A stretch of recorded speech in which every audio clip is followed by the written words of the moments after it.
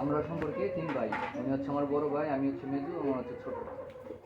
আমি মাদ্রাসায় পড়াশোনা করছিলাম, আপনার ইন্টারমিডিয়েট পর্যন্ত পড়াশোনা করে তারপরে আমি ইঞ্জিনিয়ারিং পড়াশোনা করি।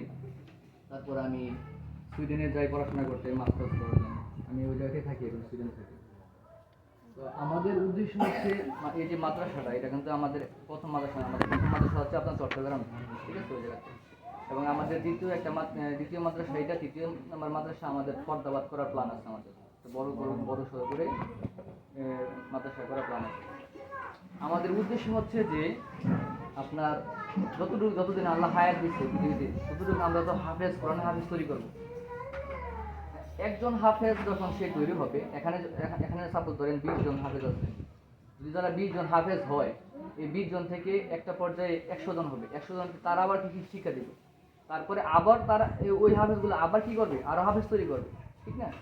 তো এই যে প্রসেসটা, এটা কিন্তু আপনার শেষ হবে না, এটা কিন্তু কন্টিনিউয়াসলি থাকবে। আপনি মরে যাবেন, আমি থাকবো না, আপনি থাকবো না, কিন্তু তারা কিন্তু এই খেদমতগুলো করে যাবে।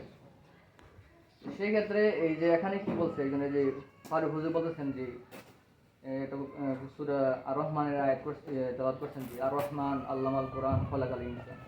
এখানে আল্লাহ বলতেছেন যে আর রহমান আল্লামাল কোরআন খলাকাল ইনসান। এখানে আয়াতটা একটু লক্ষ্য করে দেখেন। আর রহমান, আমি দয়ালু। আল্লাহ বলতেছে কি আমি রহমান। আল্লামাল কোরআন, আমি কোরআন শিক্ষা দিয়েছি, খলাকাল ইনসান। তারপর বলতেছে আমি মানুষ সৃষ্টি করছি। আচ্ছা আপনারা আমাকে বলেন তো, আগে কি মানুষ সৃষ্টি করে না তারপরে কোরআন শিক্ষা দেয়? মানুষ সৃষ্টি করে, আগে মানুষ সৃষ্টি, তারপর কি কোরআন শিক্ষা। কিন্তু আল্লাহ কিন্তু এখানে আয়াতটা কিভাবে বলছেন, আল্লাহ বলছেন যে আল্লামাল কোরআন খলাকাল ইনসান। তার মানে আমি কোরআন শিক্ষা দিছি, তারপর বলছি কি মানুষ সৃষ্টি করছি। তাহলে কিভাবে এখানে আয়াতের হিকমতটা কি? এই আয়াত দ্বারা কি বুঝাইতেছে আমাদেরকে? বলতেছে যে একটা গরু সে বাচ্চা প্রসব করে, একটা ছাগল সে ছাগল জন্ম দেয়, গরু জন্ম দেয়, মানুষ কিন্তু মানুষের জন্ম দেয়, কিন্তু সে কিন্তু মানুষ হয়ে গড়ে ওঠে না। তার মানে আল্লাহ বলতেছে যে আমি মানুষ সৃষ্টি করি কিভাবে, মানে মানুষকে যে কোরআন শিক্ষা দেওয়ার মাধ্যমে আমি মানুষকে গুণের মানুষ বানাই। তারা কিন্তু মানুষ হয় না ওই সময়। যে এখানে বলতেছে যে মানুষ জন্ম হলেই কিন্তু সে মানুষ না। যেমন আমি যখন জন্ম হয়েছি তখন কিন্তু আমি মানুষ, দেখতে মানুষ, কিন্তু আমার মধ্যে কোনো গুণ নাই, আমার মধ্যে কোনো কোরআনের কোনো এলেম নাই। তো সেই এলেম অর্জন করার জন্য আমাকে কি মাদ্রাসায় আসতে হয়েছে, বা কোনো শিক্ষা প্রতিষ্ঠান যাইতে হয়েছে। আল্লাহ রাসূল সাল্লাল্লাহু আলাইহি ওয়াসাল্লাম হাদিস বলেছেন যে তলাবুল ইলমি ফারিদাতুন আলা কুল্লি মুসলিমিন ওয়াল মুসলিমাত, যে প্রত্যেক নর এবং নর-নারীকে, মুসলিম নর-নারীকে জ্ঞান অর্জন করা কি ফরজ করা হয়েছে, ঠিক আছে? যেমন নামাজ পড়া যেমন ফরজ, রোজা রাখা যেমন ফরজ, হজ করা যেমন ফরজ, যাকাত দেওয়া যেমন ফরজ, ঠিক তেমনি জ্ঞান অর্জন করাও ফরজ। কোন জ্ঞান? আমি কোন জ্ঞান অর্জন করা আমার ফরজ, সেটা আমি জানতে হবে। আমি কি এই যে ইঞ্জিনিয়ারিং করছি, এটা আমার এই পৃথিবীতে আমি ইনকাম করতে পারবো, টাকা পয়সা ইনকাম করতে পারবো। ইঞ্জিনিয়ারিং করার জন্য আল্লাহ আমাকে বলে না যেটা ফরজ। বলছে যেই জ্ঞান অর্জন করলে একজন মানুষকে জাহান্নামের আগুন থেকে মুক্তি দিবে, আপনাকে জাহান্নামের আগুন থেকে মুক্তি দেবে, নাজাত পাবে, সেই জ্ঞান অর্জন করার জন্য বলছে। আর সেই জ্ঞানটা কি? এই কোরআন হাদিসের জ্ঞান। আমি কি আপনাদের বুঝতে পারছি?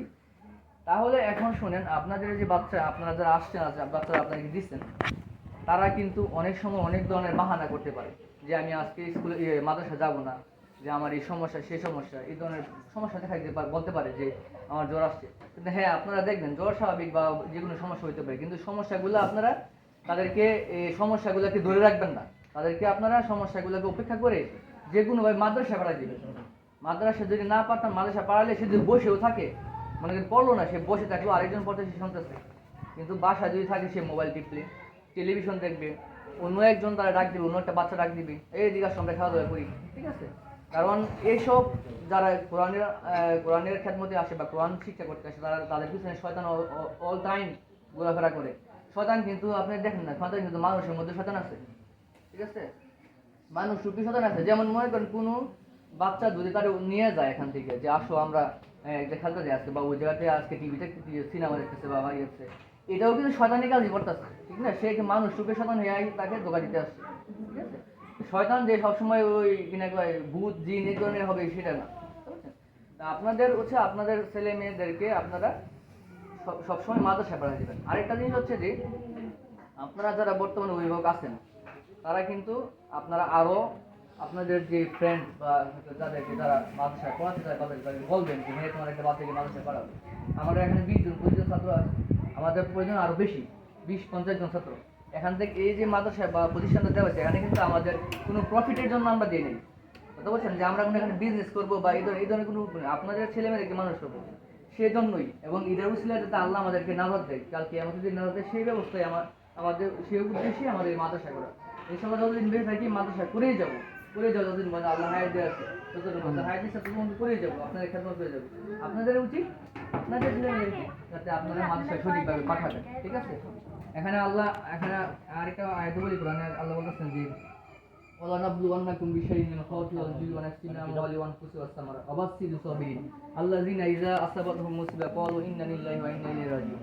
যে আপনাদেরকে কি করবে, বিভিন্নভাবে পরীক্ষা করবে। আপনাদের টাকা পয়সার সমস্যা হতে পারে, আপনাদের ব্যবসা লস হতে পারে, হ্যাঁ আপনাদের ছেলে মেয়েদের অসুস্থ হতে পারে, অথবা ছেলে মেয়েকে আল্লাহ নিয়ে যেতে পারে, ঠিক আছে? আপনার একটাই সন্তান নিয়ে গেছে আল্লাহ উত্তম পরিকল্পনাকারী। আল্লাহ যেটা নিচ্ছে যে সেটা আল্লাহ ভালো করে জানে যে আপনার জন্য এটা ভালো, আপনার ভালোর জন্যই নিচ্ছে। আমাদেরকে বলা যাবে না যে আল্লাহ কি আমার সন্তান দেখতে পাচ্ছে আর কারো দেখতে পারে, এই ধরনের কথা বলা যাবে না, ঠিক আছে? কারণ আল্লাহ বলছে যে আমি পরীক্ষা করবো। এরপরে বলছে যে এই সব জিনিসের কমতি দিয়ে, ধন সম্পদের কমতি দিয়ে আমি তার ঘর বাড়ি ভেঙে ফেলবো, বা তাকে আমি অনেক ধরনের বালা মুসিবত দেবো, রোগ বালাই দেবো, এই সব দিয়ে আপনাকে পরীক্ষা করবে।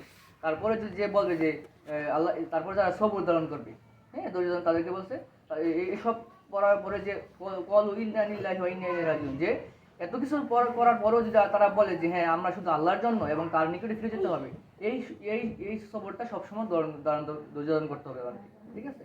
তাহলে আমাদের মধ্যে কি সফল কাম আসবে, কথা বুঝতে পারছেন? তাহলে আপনাদের উদ্দেশ্য, আপনাদের মেইন কাজ হচ্ছে কি আপনাদের মাদ্রাসার মধ্যে ছাত্রদেরকে পাঠিয়ে দেওয়া। তারা যে কোনো অজুহাত দেখাইতে পারে, আপনারা এগুলো শুনবেন না, কথা বুঝতে পারছেন? যে কোনোভাবে আপনারা মাদ্রাসা পাঠিয়ে দিবেন, প্লাস আপনারা যত দ্রুত সম্ভব ছাত্র আরও নিয়ে আসেন, আপনাদের অভিভাবকের মাধ্যমে ছাত্র নিয়ে আসেন। আপনাদের যারা পরিচিত আছে তাদেরকে বলেন যে মাদ্রাসায় আসার জন্য, ঠিক আছে? আমি এখনো বলতেছি যে আমরা এখানে কোনো বিজনেসের জন্য দিই নাই, শুধুমাত্র ইয়ে করতে। আর এখান থেকে প্রফিট নেওয়ার জন্য আমাদেরকে চলতে হয় না, আমরা আল্লাহর মধ্যে খুবই প্রতিষ্ঠিত, এবং আমাদের আর উদ্দেশ্য কি আর মাদ্রাসা তৈরি করা, কথা বুঝতে পারছেন? তো সুতরাং আপনারা এই জিনিসগুলো একটু লক্ষ্য করবেন। আর এই মাদ্রাসা ইনশাল্লাহ যদি কোনো সমস্যা থাকে বা যে কোনো ধরনের সমস্যা বা যে কোনো কিছু প্রয়োজন বা বোর্ডিং এর সমস্যা বা যে কোনো সমস্যা ইনশাল্লাহ আমি দেখবো। আমি সবসময় এই মাদ্রাসার সাথে আছি, এবং নেক্সট টাইম যত মাদ্রাসা হবে সেগুলো আমি দেখবো আর ঠিকভাবে সহযোগিতা করবো ইনশাল্লাহ। আজকে এখানে সবাইকে বলে দিচ্ছি, আপনাদের কাজ হচ্ছে কি যে কোনো ভাবে আপনার ছেলে মেয়েদের যেন মাদ্রাসা মিস না করে, বুঝতে পারছেন? দেখ আমি আর বেশি কথা বলবো না এখানে। এখন আর কেউ কিছু বলবেন? না না।